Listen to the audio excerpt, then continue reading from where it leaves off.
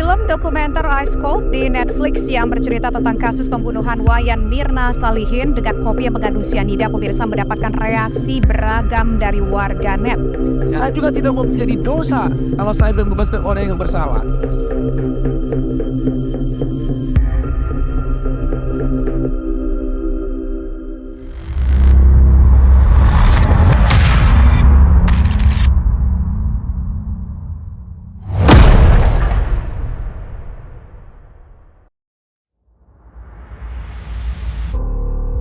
Jagat media kembali dihebohkan. Kejadian 7 tahun yang lalu kembali menyeruak keingatan publik. Kasus pembunuhan yang kemudian dikenal dengan kasus kopi sianida yang sempat menghebohkan Republik ini kembali menjadi perbincangan. Dua kubu yang saling berseteru kembali memberikan analisanya masing-masing.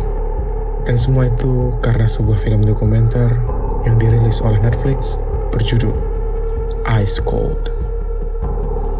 Cafe Olivier, 6 Januari 2016. Di sebuah sore, sekelompok perempuan sedang menikmati santapan kopi. Awalnya, tak ada yang aneh dari perjumpaan itu, hingga salah satu dari mereka bersandar tak sadarkan diri setelah meminum Vietnam Iced Coffee. Wayan Mirna Salihin, nama perempuan itu, terlihat pingsan dengan kepala tersandar ke arah belakang sofa. Seperti yang ditulis oleh tribunnews.com tanggal 16 Januari 2016. Saat itu terlihat dari mulut Mirna mengeluarkan buih dan pandangan yang kosong serta kejang-kejang.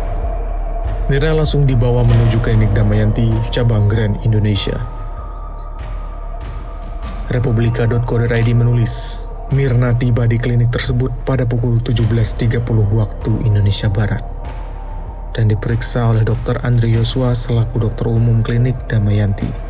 Menurut pengakuan Dr. Andri, saat datang, Mirna terlihat seperti orang pingsan, dengan badan agak kaku, namun masih hidup. Tak lama setelah kedatangan Mirna di klinik Damayanti, suami Mirna, Arif Setiawan Sunarko, datang dan membawa Mirna ke RS Abdi Waluyo. Sekitar pukul 18 waktu Indonesia Barat, Mirna tiba di rumah sakit Abdi Waluyo. Dr. Adianto selaku dokter jaga rumah sakit memeriksa kondisi Mirna yang sudah dalam kondisi nadi tak teraba, nafas tidak ada, dan denyut yang tidak berdetak. Tindakan medis langsung diambil dengan memberikan bantuan nafas dan resusitasi selama 15 menit. Namun, usaha itu sepertinya tidak berhasil. Dan pada pukul 18.30 waktu Indonesia Barat, Wayan Mirna Salihin dinyatakan meninggal dunia.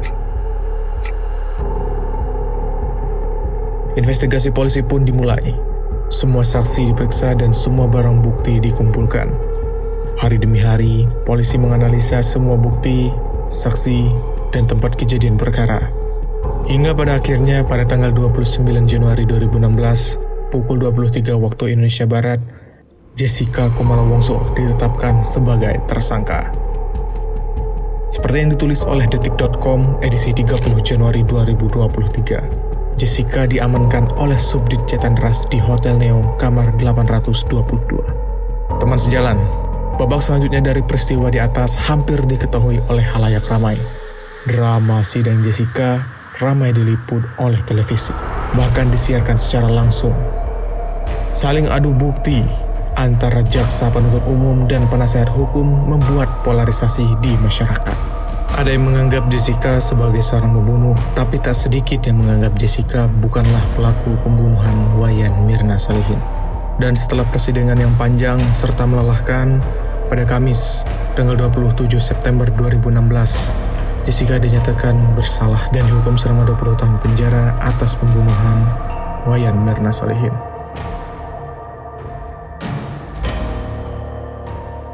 Menyatakan terdakwa Jessica Kumala alias Jessica Kumala Wongso telah terbukti secara sah dan meyakinkan bersalah melakukan tindak pidana pembunuhan berencana, ujar Hakim Ketua K. Suworo seperti yang ditulis oleh detik.com.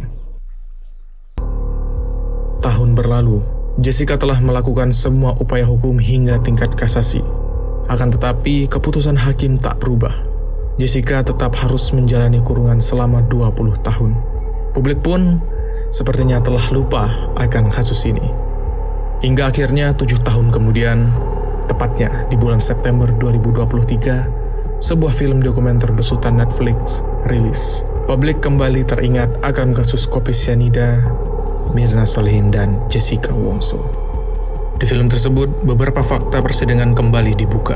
Dengan potongan footage persidangan yang ditampilkan oleh Netflix, penonton diingatkan kembali tentang kasus 7 tahun yang lalu.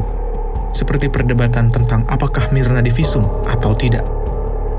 Otto Hasibuan, selaku penasehat hukum Jessica Wongso, menyatakan bahwa Mirna tidak diautopsi, sedangkan menurut jaksa penuntut umum bahwa pihak keluarga mengizinkan untuk mengambil sampel di lambung Mirna.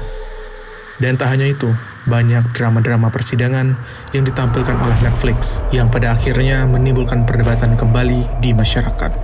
Apakah Jessica benar bersalah atau Jessica hanya korban? Teman sejalan, menurut kalian bagaimana? Silahkan tulis di kolom komentar.